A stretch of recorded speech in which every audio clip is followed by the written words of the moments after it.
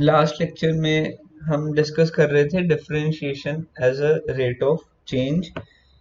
अब उसी पार्ट को मैं एक बार रिपीट कर देता हूँ, ठीक है। तो मैंने आपको बताया था कि एक फंक्शन क्या होता है, y equal to some function of x, f of x।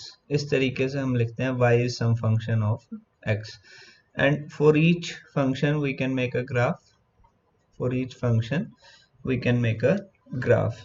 And जब भी हम देखो ग्राफ बनाएंगे बेटा, तो वो ग्राफ हो सकता है कि वो ग्राफ स्ट्रेट लाइन हो, और हो सकता है वो graph not a straight line, that graph is not a straight line, ठीक है। जब ग्राफ स्ट्रेट लाइन होगा तो उसका स्लोप कांस्टेंट रहेगा। स्लोप क्या रहेगा? कांस्टेंट रहेगा। और वहां पे मैं कोई भी दो पॉइंट्स अगर मैं चूज करूंगा, if I choose any two points, then slope same ही आना है, क्योंकि स्लोप कांस्टेंट है। आप कोई भी दो पॉइंट आप चूज करो तो स्लोप क्या रहेगा? सेम रहेगा। But if graph is not a straight line, then there will be different slope for different choice of points, different slope for different choice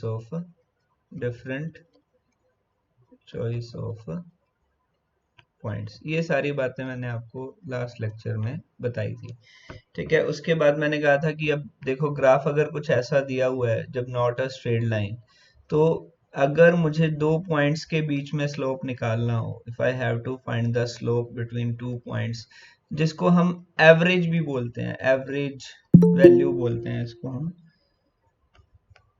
और this average value is find out by delta y over delta x, and this is equal to tan theta। तो tan theta क्या हो जाता है? Slope हो जाता है। If you choose any two points a and b, तो इस तरीके से हम स्लोप निकाल लेते हैं। एंड एक्चुअल में देखो स्लोप बेटा बताता क्या है? स्लोप आपको क्या बता रहा है इस ग्राफ का? अगर मैं थोड़ा सा इसका मतलब समझूं, what is this delta y over delta x, ठीक है। ये थोड़ा सा आप इसका मीनिंग हम समझने की कोशिश करते हैं कि delta y over delta x का मतलब क्या होता है। देखो ये जो ग्राफ है, a से b तक जो वैल्यू इसकी जा रही है, अब ये ग्राफ अभी आपको जो भी इसका कर्व दिख रहा है कि ये थोड़ा सा ऊपर जा रहा है, ठीक है। हो सकता है कोई ग्राफ ऐसा होता, कुछ ग्राफ में ऐसे चेंज आ रहा होता, मतलब बिल्कुल और ज्यादा ये कर्व शार्प होता, मतलब बहुत तेजी से ऊपर चला जाता। तो उस केस में देखो अगर मैं समझूं, अगर ध्यान से, तो उसका क्या मतलब होगा? उसका ये मतलब होगा बेटा कि मैंने x में बहुत थोड़ा चेंज किया। ये देखो यहाँ पे डेल्टा x तो ये रहेगा इस वाले ग्राफ में, नीचे वाले ग्राफ में मैंने x में बहुत कम चेंज किया, लेकिन y में बहुत ज्यादा चेंज आ गया। तो ये जो ग्राफ का नेचर होता है, कर्व का नेचर होता है, वो आपको ये बताता है कि हाउ डज y changes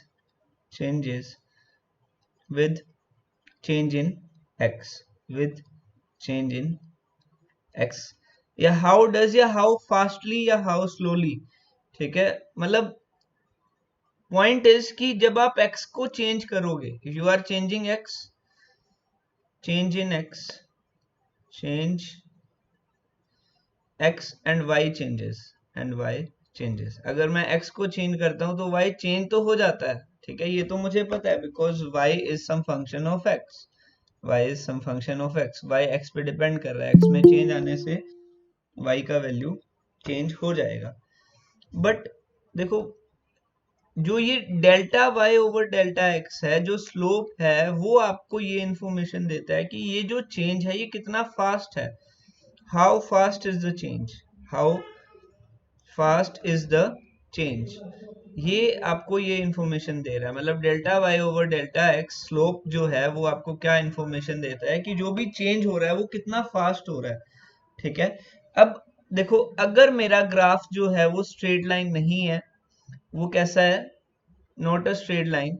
तो ये जो चेंजेस हैं अलग अलग लोकेशन पे अलग अलग होंगे, ठीक है। मतलब कहीं पे तो बड़ा तेजी से चेंज हो रहा होगा y का वैल्यू, कहीं पे बहुत आराम से चेंज हो रहा होगा। तो we have different slopes, we have different slopes, we have different slopes at different points। अब अलग अलग पॉइंट के ऊपर हर एक पॉइंट पे अलग अलग स्लोप है। हम दो पॉइंट्स पे ही अभी तक निकाल रहे थे, हम दो पॉइंट्स के लिए ये कैलकुलेशन करते थे delta y over delta x, और हम ये देख लेते थे कि ऑन एवरेज स्लोप जो है वो, अगर मैं दो पॉइंट्स की चॉइस भी चेंज कर दूं तो स्लोप डिफरेंट आएगा, राइट।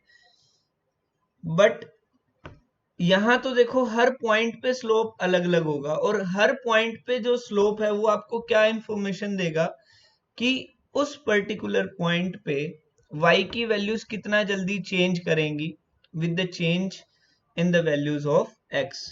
दोबारा सुन लो, ध्यान से सुन लो कि स्लोप आपको क्या बताएगा कि y का वैल्यू कितना जल्दी चेंज करेगा with change in x, right. That is rate of change. ये जो हमने कहा ना कि differentiation as rate of change, तो that is rate of change of y with x, rate of change of y with x। मतलब y की value कितना तेजी से चेंज करेगी या कितना स्लोली चेंज करेगी x की वैल्यू में चेंज लाने से।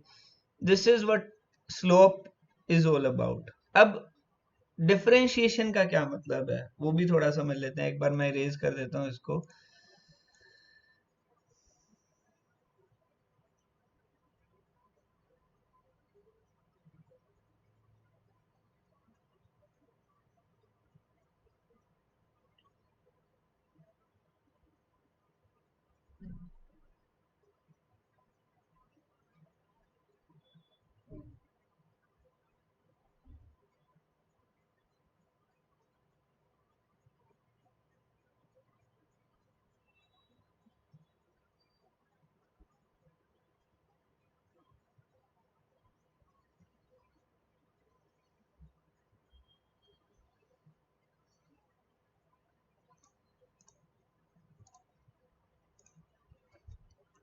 हाँ जी बेटा, देखो मैंने आपको ये बताया था कि अगर मैं दो पॉइंट्स के लिए बात कर रहा हूँ तो बड़ा सिंपल है, मैं कैसे निकाल लेता हूँ slope, delta y over delta x.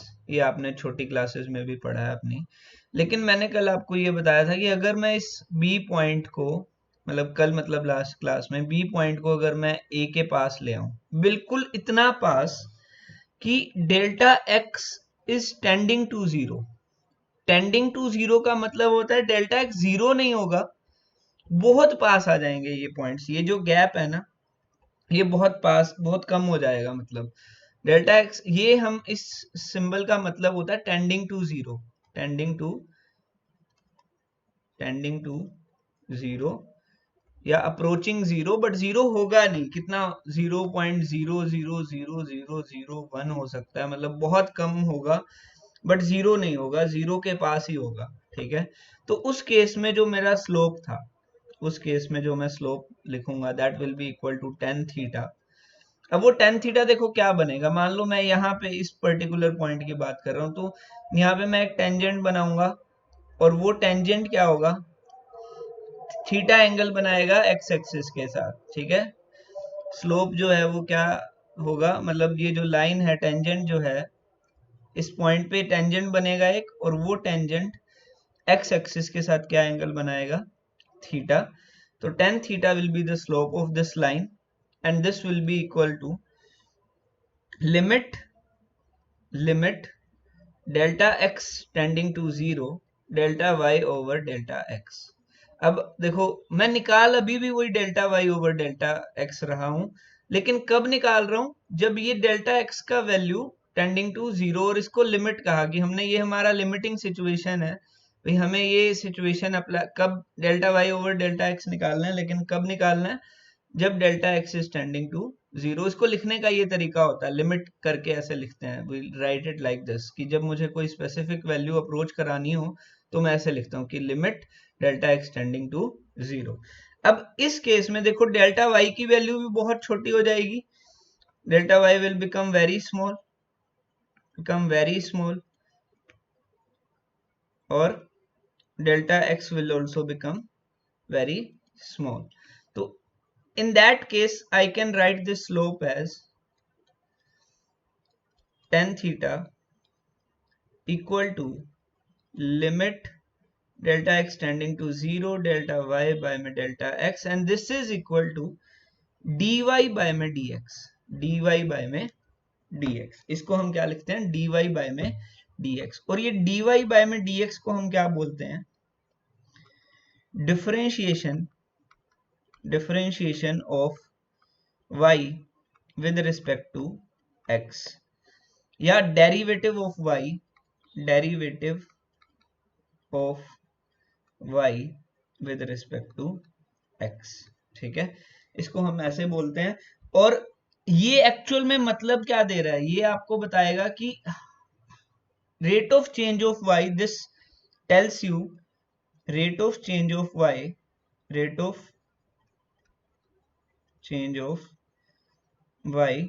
with respect to x या फिर slope of the tangent, ये सारी बातें इसी का एक ही टर्म का मतलब है, slope of tangent at a point on the curve। मैंने बोला कि dy by dx क्या था, limit delta x tending to 0 delta y by में delta x, right.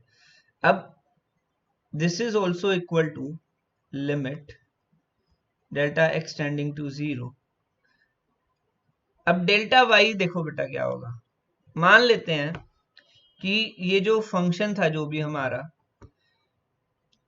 Eight x, उसका वैल्यू क्या है, फंक्शन का वैल्यू क्या है, f of x हो जाएगा, दैट इज y।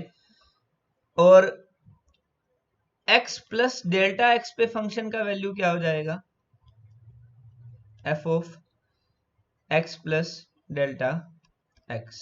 ठीक है, x प्लस डेल्टा x पे अगर मैं ये ग्राफ थोड़ा सा यहाँ पे छोटा सा बनाना पड़ेगा ताकि आपको एक बार आइडिया हो जाए। मान लो ये 2 पॉइंट्स हम चूज करते थे तो ये डेल्टा x होता था, मतलब अगर डेल्टा x चेंज आ रहा है, x की वैल्यू में डेल्टा x चेंज आ रहा है तो f फंक्शन की भी वैल्यू इस तरीके से चेंज हो जाएगी। ठीक है, तो यहाँ पे मैं क्या लिख सकता हूँ, डेल्टा y फिर क्या होगा, फंक्शन की values f of x plus delta x minus f of x by में डेल्टा x। f ऑफ मतलब ये जो डेल्टा y होगा वो क्या होगा, देखो f ऑफ x क्या है, बेसिकली y है, और ये इसकी वैल्यू जो है f of x plus delta x, ये क्या होगा y plus delta y, function की value y plus delta y। तो इन दोनों को जब मैं सब्ट्रैक्ट करूंगा f of x plus delta x minus f of x, तो ये क्या मिलेगा, डेल्टा y मिलेगा। तो ये डेल्टा y को लिखने का बस एक तरीका हमने लिख लिया। तो इस फॉर्मूले से हम कैलकुलेशंस करते हैं। अब सर कैलकुलेशन होती कैसे है, एक्चुअल में हम कैसे इसकी वैल्यूज पुट करते हैं, तो वो बहुत लेंथी मैथ है, वो सारा आप मैथ में सीखते हो, वो सारा प्रोसेस काफी लेंथी होता है। एक एक अगर फंक्शन के लिए मान लो एक साइन एक्स ही है यहाँ पे, ठीक है, एक फंक्शन दिया हुआ है साइन एक्स, इसके लिए मुझे अगर dy ओवर dx निकालना हो तो मैं यहाँ पे ये इस तरीके से वैल्यूज पुट करूंगा, मैं लिमिट की वैल्यू पुट करूंगा, उसको सोल्व करने का अपना एक मैथ है, तो वो पूरा बेटा एक लेंथी तरीका हो जाएगा। ठीक है, that process is quite lengthy. और अच्छी बात ये है कि फिजिक्स में आपको वो सब करने की जरूरत नहीं है, वो सारी कैलकुलेशंस हमें फिजिक्स में करने की जरूरत नहीं होती। अगर हम वो करने बैठे तो फिर ठीक है, अगले 3 महीने तक हम यही पढ़ेंगे। तो ये मैथ वालों का काम है कि वो हम डायरेक्टली कैसे इसको मतलब कंप्लीट सॉल्यूशंस वो करते हैं। हम लोग क्या करते हैं, हमारे लिए क्या है, हमें dy बाई dx का मतलब पता होना चाहिए, जो भी हमने समझा था ऊपर कि rate of change of y with respect to x। और अलग अलग फंक्शंस जो हम यूज करते हैं उन फंक्शंस के हमें डिफरेंशिएशंस पता होने चाहिए, डेरिवेटिव्स पता होने चाहिए, और उसके लिए यहाँ पे एक मैंने छोटी सी टेबल यहाँ पे इंपोर्ट की है। ठीक है, ये बहुत कम है, आपकी बुक में हो सकता है आपको ज्यादा फंक्शंस दिए हो, आप एसएल अरोड़ा में देख सकते हो, और ये आपको स्टार्टिंग वाले चैप्टर में ही मिल जाएगा। मैथमेटिकल बैकग्राउंड करके एक चैप्टर होगा, उसमें आपको ये सारे टॉपिक मिल जाएंगे, डिफरेंशिएशन इंटीग्रेशन वाले। तो वहां पे आपको सारे फॉर्मूले भी मिलेंगे, तो वहां पे देख लेना, इससे ज्यादा ही मिलेंगे, कम नहीं मिलेंगे। बट एक एक फॉर्मूले को भी मैं यहाँ पे डिस्कस कर रहा हूँ, तो थोड़ा सा ध्यान से सुनना, क्योंकि फिर बाद में प्रॉब्लम होती है कैसे ये लिखा हुआ है, इसका मतलब क्या है। देखो y, यहाँ इस टेबल में ये y की वैल्यूज दी हुई हैं। इससे पहले मैं एक और फॉर्मूला ऐड करना चाहता हूं। अगर y मान लो कुछ कांस्टेंट है, y क्या है, कांस्टेंट नंबर है, तो dy बाई dx क्या होगा। देखो भाई, y क्या है, एक कांस्टेंट है, तो रेट ऑफ चेंज किसी भी कांस्टेंट किस स्पीड से चेंज हो रहा है बेसिकली, तो वो चेंज ही नहीं हो रहा। y अगर कांस्टेंट है तो उसकी वैल्यू चेंज थोड़ी होगी। अगर उसकी वैल्यू चेंज ही नहीं हो रही तो that means dy by dx क्या होगा, जीरो। मतलब उसका रेट ऑफ चेंज होने की स्पीड उसकी क्या होगी, जीरो। तो rate of change is zero, you are changing x but y is not changing, so dy over dx will always be zero. तो एक पहला फॉर्मूला तो क्या हो गया कि अगर y मेरा कांस्टेंट होता है तो dy over dx क्या होता है, जीरो रहता है। तो ये इसमें लिखा नहीं हुआ था, मैंने आपको अलग से बता दिया। उसके बाद अगर y आपको दिया हो x की पावर n, y अगर आपको दिया हो x की पावर n, तो अगर मुझे कहीं पे यू लिखना हो कि dy over dx क्या होगा, dy over dx क्या होगा, तो दैट विल बी, n इधर मल्टीप्लीकेशन में आ जाता है बेटा, n इधर मल्टीप्लीकेशन में आ जाता है, और x की पावर हो जाती है n माइनस वन। यहाँ पे क्या आएगा, n इधर मल्टीप्लीकेशन में आ जाएगा और x की पावर क्या हो जाएगा, n माइनस वन। ये इसका डिफरेंशिएशन होता है। साइन x का क्या होता है, कोस x, कोस x का minus sine x, tan x का secant square x, cotangent x का minus cosecant square x, secant x का secant x tangent x, cosecant x का minus cosecant x cotangent x, ln x का 1/x। अब I hope ये आपको नहीं पता होगा ln x natural log x ये क्या होता है, तो इसके बारे में भी हम एक क्लास ले लेंगे जिसमें आपको लोगरिथम्स के बारे में बता देंगे। ठीक है, तो अभी सिर्फ एक बार याद कर लो, ये एक्सपोनेंशियल e की पावर x का क्या होता है, e की पावर x होता है। अब सर इतने सारे ये फॉर्मूलाज हैं, कैसे याद होंगे, क्या होगा। बेटा देखो, आपके पास पूरी छूट है कि आपको, ऐसा नहीं है कि इनको आपको 2 दिन में याद करना है, मतलब आपका कल कोई टेस्ट नहीं होना इसके ऊपर। जैसे जैसे आप इसके ऊपर क्वेश्चंस करोगे, आप बार बार इस टेबल से या जो भी जहां पे भी आपने फॉर्मूला शीट रखी है उसको आप देखते रहो। जब आप ऐसे बहुत सारे क्वेश्चंस कर लोगे वो अपने आप याद होता जाएगा। ठीक है, फाइनल टाइम तक आपको याद हो जाएगा। ऐसा नहीं होने वाला कि भाई एक दिन में मैं आपको बोलूं आप याद कर लो वो हो जाएगा, वो नहीं होगा। We have derivatives of composite functions. ये तो देखो बेटा बहुत सिंपल था, डायरेक्ट अभी तक हमने फॉर्मूले पढ़े हैं कि अगर मुझे एक फंक्शन दिया हुआ है और उसका डेरिवेटिव क्या होगा। लेकिन बहुत बार ऐसा नहीं होगा कि सीधा एक ही फंक्शन दिया हो। फंक्शंस आपको एडिशन की फॉर्म में दिए हो सकते हैं, जैसे यहाँ पे लिखा हुआ है u प्लस वी। फंक्शंस आपको प्रोडक्ट की फॉर्म में दिए हो सकते हैं, दो फंक्शंस का प्रोडक्ट दिया होगा, दो का डिवीजन दिया होगा, या फिर कोई y फंक्शन किसी दूसरे फंक्शन का, मतलब किसी दूसरे वेरिएबल का फंक्शन। अभी समझाता हूँ क्या मतलब है इन सारी चीजों का। देखो सबसे पहला फॉर्मूला, मान लो तुम्हारे पास कुछ ऐसा दिया है कि d बाई डी एक्स आपको लिखना है, और ये जो ब्रैकेट्स में लिखा हुआ है ये y वाला पार्ट है। अब सर अभी तक तो हम सिर्फ y लिखते थे, यहाँ पे c इंटू वाई क्यों लिखा, तो y तो एक फंक्शन है बेटा, y तो एक फंक्शन है ही है, लेकिन जो c है वो क्या है, कांस्टेंट है। अगर c क्या है, एक कांस्टेंट है, तो ऐसा कुछ दिया हो, मान लो 2x दिया हो, तो 2 क्या है, 2 तो एक कांस्टेंट है, और x some function of x। तो अगर इसका मुझे डेरिवेटिव निकालना है तो मैं 2 को तो ले लूंगा बाहर, और D by D x of x, ठीक है, मैं इस तरीके से लिख लूंगा। ये कांस्टेंट क्या हो जाएगा, बाहर हो जाएगा, और d y over d x हो जाएगा। अब d y over d x जो मैंने पहले ऊपर फॉर्मूले पढ़े हैं ना, उससे मैं निकाल लूंगा। मतलब डायरेक्ट y का तो मुझे पता है ना, जो भी फंक्शन ये दिया होगा, x की पावर 2 दिया हो, x की पावर 3 दिया हो। अभी देखो जैसे मैंने x की पावर n का डेरिवेटिव सीखा था, x की पावर n का डेरिवेटिव क्या होता था, n times x raise to the power n minus 1, n into x raise to the power n minus 1। तो x की पावर 1 है यहाँ पे, तो इसका डेरिवेटिव क्या होगा, इसका ये जो 1 है इधर मल्टीप्लीकेशन में आ जाएगा 1, x की पावर क्या हो जाएगा 1 माइनस 1, तो x की पावर 0 दैट इज 1, तो आंसर क्या आएगा 1।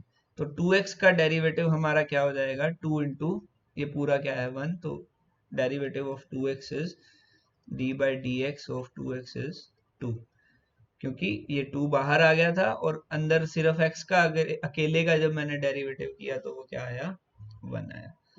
तो इस तरीके से अगर मुझे कांस्टेंट कोई मल्टीप्लिकेशन में दिया है तो मैं ऐसे लिखूंगा।